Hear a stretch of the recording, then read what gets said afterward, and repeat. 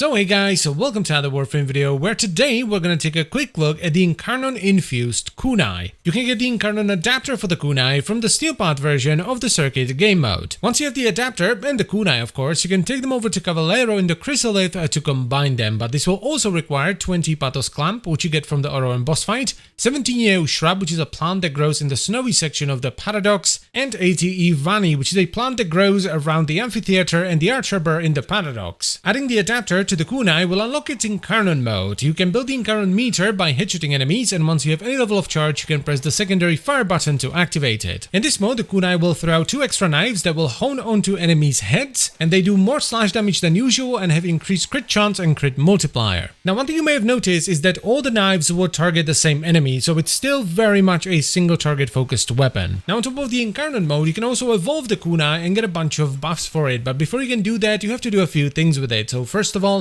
you have to do a solo mission with the kunai, then you have to kill 100 enemies with its Incarnon mode, and finally you have to kill 60 enemies that are within 10 meters of you. The evolution options are pretty cool. The first one has you choose between Swift Conclusion for some base damage and then increased damage if the enemy has less than half health, and Sage's Resolve, which once again gives you some base damage, but also gives you a ton of multi-shot if you're channeling an ability. The second option is between Swift Deliverance for projectile speed, Extended Volley, which increases your magazine capacity by 10, and Rapid Reinforcement, which gives you 50% reload speed. And last but definitely not least, we have a choice between Death Trap Trigger, which gives you massive crit for 4 seconds when you switch to the kunai from a primary weapon, Accelerating Volley, which gives you 20% extra fire rate for 0.5 seconds that stacks up to 5 times whenever you throw a knife, as well as the good old Survivor's Edge for some extra crit and status chance. Personally, I didn't go for anything too crazy. I have Swift Conclusion for the extra damage, followed by Swift Deliverance for the projectile speed, and I topped it off with Survivor's Edge for the crit and status. But this is kind of like the most boring way to build it, because you could also go for like a true sidearm setup and utilize the massive crit bonus you get when you switch to it from a primary, or you could go for sort of like a fast fire rate, big magazine with fast reload and use concealed explosives for some extra boom. Though I don't know if I would necessarily recommend that, because concealed explosives don't work with the Incarnon mode. Now for the build, I ended up liking this one the most. I played with a bunch of different builds, but this one just sat with me the best. So we have Galvanized Diffusion and Lethal Torrent for multi-shot, Prime Target Cracker and Creeping Bullseye for crit, Scorch and Prime Heated Charge for a ton of heat, and then Frostbite with Pistol Pestilence for vital, as well as Secondary Merciless for damage. But I would very much recommend you play around with different builds to figure out what you like the most. I, for example, don't like to aim down sights with throwing knives, so, no galvanized crosshairs and all that. And I really don't like switching faction mods around, so I almost never use them. But even with, a relatively basic setup like this one, the kunai actually perform fairly well. And it's not just during Incarnon mode. The base buffs you get for the kunai via the evolutions actually make it quite good. That's actually one of the things I was worried about with the kunai. I was worried about running a galvanized setup without Hornet Strike, so I would have to rely on stacking up my arcane to get damage, but it's actually not a problem even in Steel Path. Also, you can build the Incarnon meter very fast with this, so you can for the most part just sit in Incarnon mode. And once you're in Incarnon mode, you're good to go. You can really feel the damage distribution shift towards slash, because you're gonna get some procs even if you don't invest into slash, and you can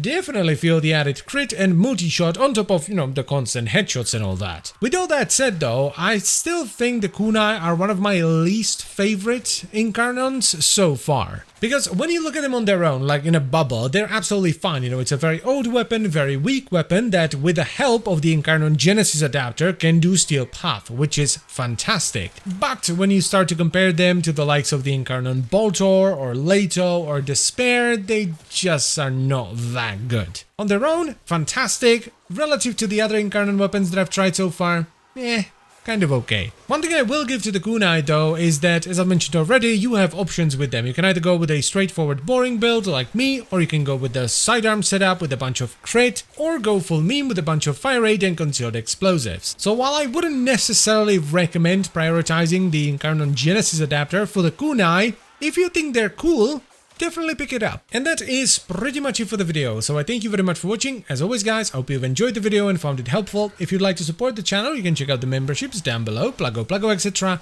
And I will see you next time. Bye bye.